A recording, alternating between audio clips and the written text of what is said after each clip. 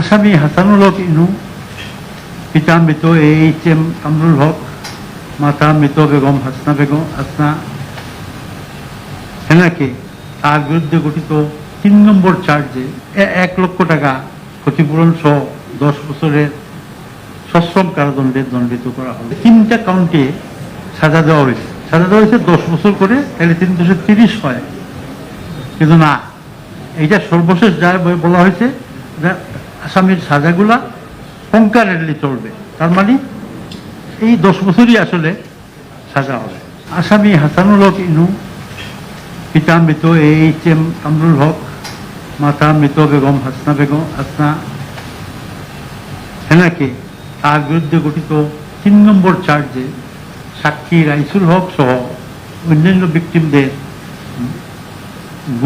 গুরুতর আহত তথা নির্যাতন, টর্চার এবং রাজনৈতিক কারণে নিপীড়ন, পারসিকিউশন অন পলিটিক্যাল গ্রাউন্ডস করার অভিযোগে ইন্টারন্যাশনাল ক্রাইমস ট্রাইব্যুনাল অ্যাক্ট 1973 এর section 3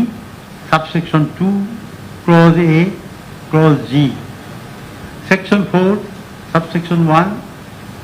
section 4 subsection 2 and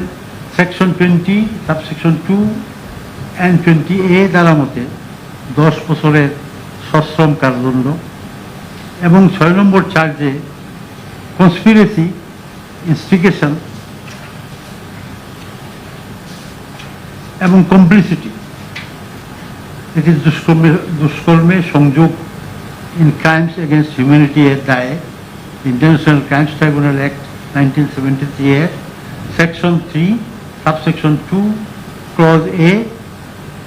and clause G,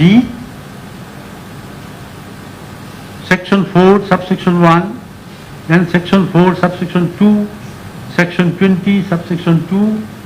section 20A দ্বারা মতে 1 লক্ষ টাকা ক্ষতিপূরণ সহ 10 বছরের সশ্রম কারাদণ্ড এবং 7 নম্বর চার্জে কনস্পিরেসি, ষড়যন্ত্র and agreement to commit crimes against humanity এর দায়ে ইন্টারন্যাশনাল ক্রাইমস ট্রাইব্যুনাল অ্যাক্ট 1973 এর section 3 subsection 2 clause A clause G,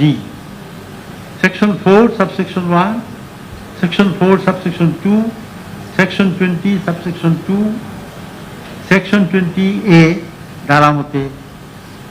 1 লক্ষ টাকা ক্ষতিপূরণ সহ 10 বছরের সশ্রম কারাদণ্ডে দণ্ডিত করা হলো। আসামিকে তার বিরুদ্ধে গঠিত 1, 2, 4, 5 নম্বর চার্জ এবং 8 নম্বর চার্জের সকল কাউন্ট হইতে খালাস প্রদান করা হয়েছে।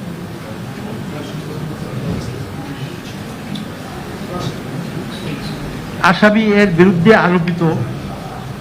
সকল সাজা যুগপৎ চলিবে। একটা জিনিস আপনাদেরকে একটু ক্লিয়ার করি, আপনারা দেখছেন যে 3টা কাউন্টে সাজা দেওয়া হয়েছে 10 বছর করে, তাহলে 3 বছর 30 হয়, কিন্তু না, এইটা সর্বশেষ যা বলা হয়েছে যে আসামির সাজাগুলা কনকারেন্টলি চলবে, তার মানে এই 10 বছরই আসলে সাজা হবে, শাস্তি হবে। তো এই আর কি কথা, আসামিদের বিরুদ্ধে আরোপিত সকল সাজা চলতে থাকে। This is all about the judgment of today.